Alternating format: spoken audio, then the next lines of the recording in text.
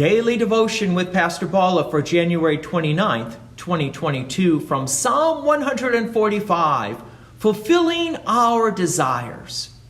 God does indeed fulfill all our desires. You might be thinking, not all our desires. Well, the answer is all our desires. The problem is our hearts may not always be attached or focused upon God. And our desires start to shift away from God to the things of this world. And the things of this world will never fulfill our true desires because only God can fulfill our desire. He's the one who created us. He's the one who redeems us. He's the one who keeps us, that is, sanctifies us.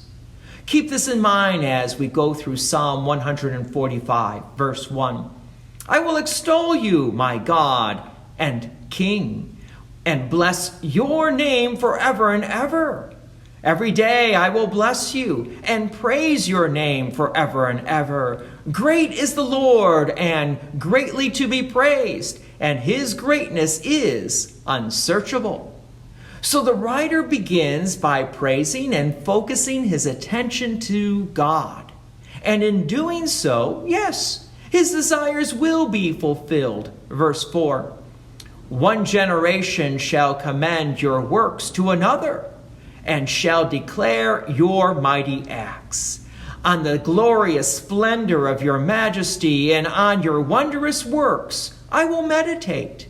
They shall speak of the might of your awesome deeds, and I will declare your greatness. They shall pour forth the frame of your abundant goodness, and shall sing aloud of your righteousness. There are many, many promises filled by God, and so the writer keeps his attention focused upon God and his promises fulfilled. Verse 8, the Lord is gracious and merciful, slow to anger, and abounding in steadfast love. The Lord is good to all, and his mercy is over all that he has made.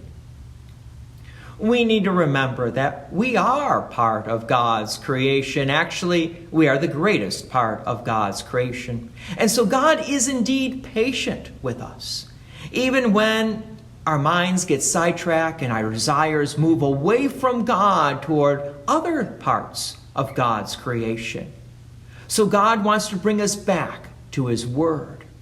Verse 10, all your works shall give thanks to you, O Lord, and all your saints shall bless you. They shall speak of the glory of your kingdom and tell of your power, to make known to the children of man your mighty deeds and the glorious splendor of your kingdom.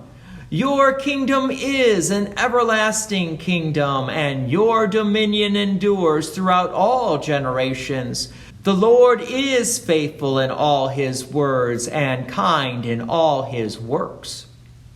As part of God's creation, recognizing who the Creator is, we do indeed praise and thank God for all that he has done. Verse 14, the Lord upholds all who are falling and raises up all who are bowed down. The eyes of all look to you, and you give them their food in due season.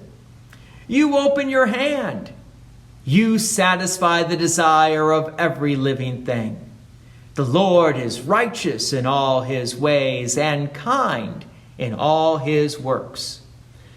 God does indeed satisfy us, and so we look to him as a source of all our blessings. Yes, we do have a God who is a good gift giver. Verse 18, the Lord is near to all who call on him, to all who call on him in truth. He fulfills the desire of those who fear him.